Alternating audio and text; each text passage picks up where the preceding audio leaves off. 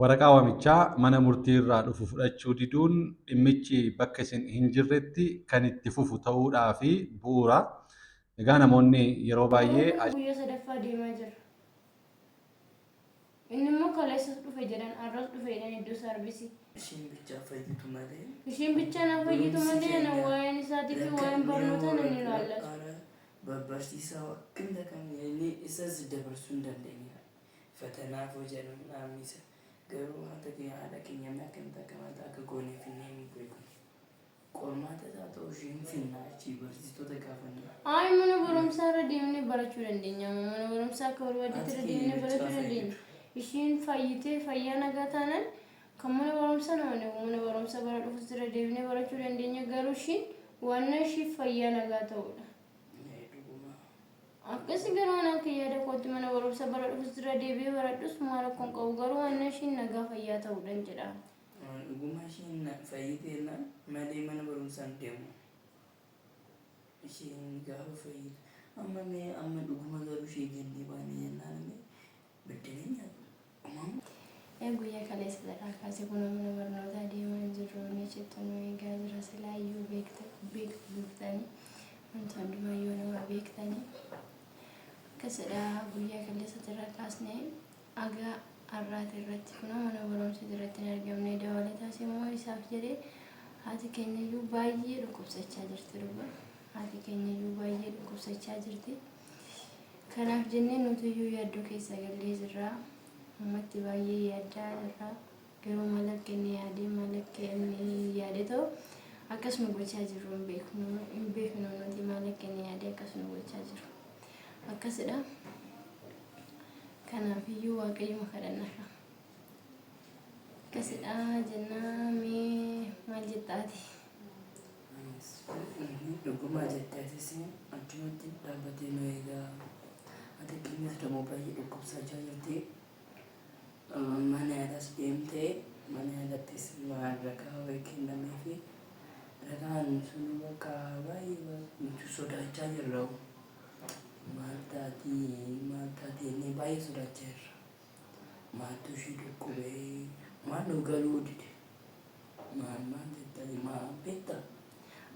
Waan ishee dhukkubu beekaa osoo hin ta'in bakka ani aariidhumaaf natti fakkaata. Aariidhumaaf akka waan bakka mataan ishee wayii tuqamee bakka dhukkuba mataa wayiiti moo maalidha jedha nutti osoo hin taane bakka yaaddee gaafa yaaddu waan hunda gaafa ishee yaaddu bakka waan hunda gaafa gadi fageessitee yaaddu ijoollee koo kanas akkamitti narraa fudhate jettee yaaduu dandeessi ishiin hin beekamu. Gaafa immoo ishiin humtuu osuma tola jettee yoo ishees kophaatti akkamitti kophaatti nagatanii deemu jettee gadduu dandeessi. Waan baay'eetu jira laal beektaa wanta baay'eetu jira as keessa inni garuu dhaga'u ture. Magutuu hin dandeenye. Kun nama qabatee jirtu nu eegaa turedha ijoolleen naa bilbilanii turani. Kaleessayyuu achi iddoo saarbisii jira jedhanii. Kaleessas moo? Arras jiran dhufeedhaan iddoo saarbisii jira jedhanii naa bilbilanii turani. Deemtee maal irraa barbaadamaa? Ani hin beeku kana miti itti mee silaa ani maal ta'ee jechaan ture nuyyuu garuu na ga'u. Ani maal akka ta'e hin beeku. Namni gisee tokkotti malee hin dhaga'amne maanni abbaa ta'uu fi bakka yaadu. Yaadu qaama gisee tokkos. Isheen dhukkubbiirra buutee amma isheedhaayyuu baay'ee dhukkubaa jira kunuyyuu yaaddudha. Yaaddoo guddaadha kunuyyuu. Ishee baay'ee dhukkubaa irraa amma cufaa kaleessa baay'ee dhukkubsachaa turte cufaa irraa wayyaaf natti fakkaata. Garuu immoo bakka waaqayyo beekadha kan hundaafiyyuu. Amma ta'e immoo eegiru kana sammuu koo keessatti yaadu maal seeta? Akkoon koo nan dhufeettee waan na bilbilteef yoo nuuf sarmatee akkoon koo sammuunii kana nan dhufeettee yoo nuuf sarmatee akkoo kootti mee walitti ishiin waan jettu jettee akka walitti araarsinuu yaadaa jiran. Gaarii ishiitti dhuftee sintaa fi sigee walumatti araarsa. Ishiin nagaa jechuun ishiin hin dhufte akkoon koo waan dhufaniif natti himanii jiru isaanii nun fayyadanii.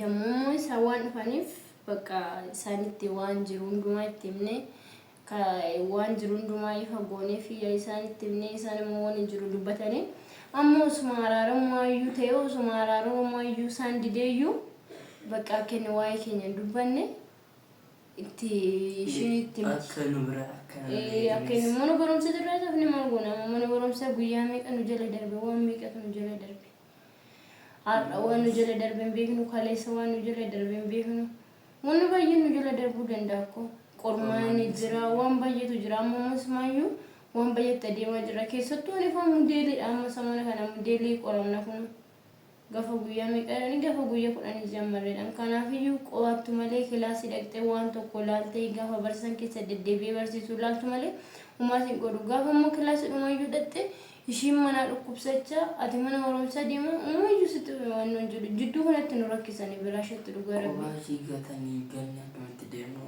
nama dhukkubes immoo kophaatti gatanii deemuun ni ulfaata namatti baay'eesa yeroo immoo bakka nuti jidduu kanatti rakkanne akkoo baay'ee rakkachaa irra jidduu kanatti garuu immoo bakka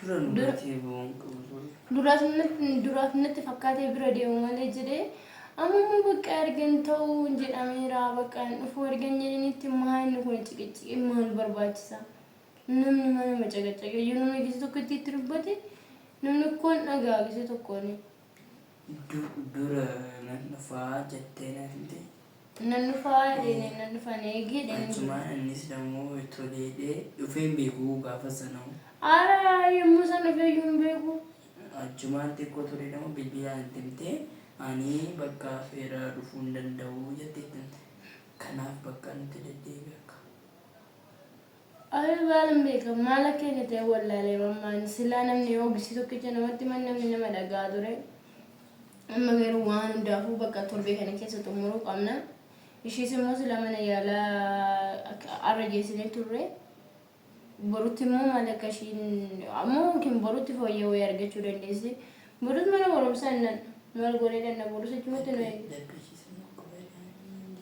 baay'ee ishee dhukkubaa jira mataa ishee illee baay'ee dhukkubaa jira baay'ee tokko dhukkubsachaa harka isheen bakka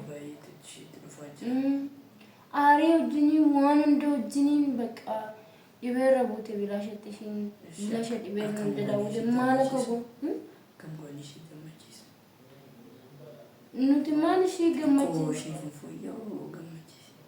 jechuun nuti akkamitti beeknutuma gochuu hin dandeenyu amma isheen osoo aarii kana dhiiste fayyuu dandeessi garuu waan bakka ishiin yeroo mareen aartii waan dhageessu naartii nutillee amma waan ta'e hundumayyuu itti himnu miti manatti immoo waan haalate ta'e kana manatti gallee itti himnu garuu waan hunda itti himnee hin beeknu nu amma hin dhoksina turre kana durarri kan inni sina fudhadha nuun jedhe itti himnee hin beeknu turre hin dhoksina garuu ishiin gaafa alarraa dhageessu bakka wanti hundi itti dhaga'ama inaarti bakka inaarti bakka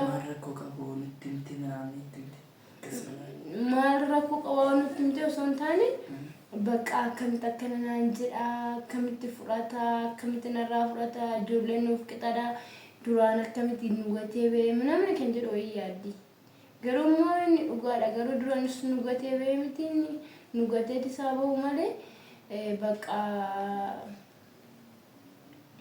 garuu nama gaddisiisa dhugaa baay'ee nama gaddisiisa garuu baay'ee kan yaadu Belisan kaniin muteettee yaadda.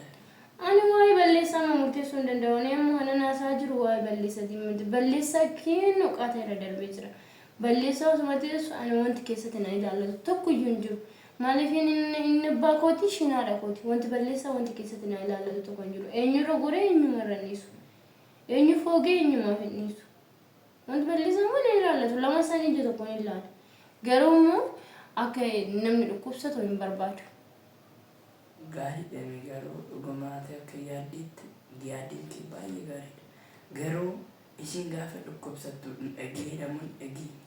Inni maaltitti marii inni koon dhageenya kaan immoo garuu bakka mana barumsaa maaliif afanii jedhee yaadu isaan oolu garuu namni kana jedhee isatti mun jiru. Inni ishee yaadu. Wal dubbisuu yaada silaa waliin dubbisan hin bilbiluu fi dhugaati silaa. Maala yaada mara kate waa'ee ishiin saatii kanatti ishirra maal godhannoo saatii kanatti silaa sin jaaladha naannoo gatee ba'e miti maal ishirraa godha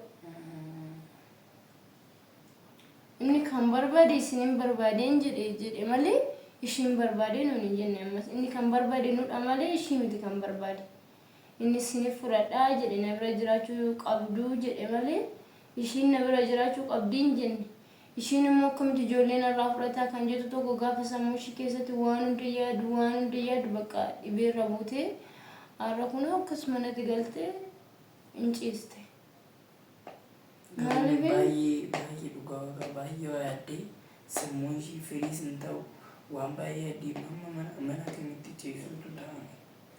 Ani koo malee mana ciisuu ishii qofa odoo hin taane ammoo osuma mana barumsaatti iyyuu nan deema jedhee akkamitti deemu qabu maal godhee mana odoo ishiin mana keessa ciistu osoo ishiin dhukkubsattee jirtu akkamitti mana barumsaa deemaa akkamitti deemu qabu koo. Kanaafiyyuu mana barumsaa ergadhee jira boroon kun guyyaa sadaffaa deemaa jira. Inni immoo kaleessas dhufe jedhan arras dhufe jedhan iddoo saarbisii.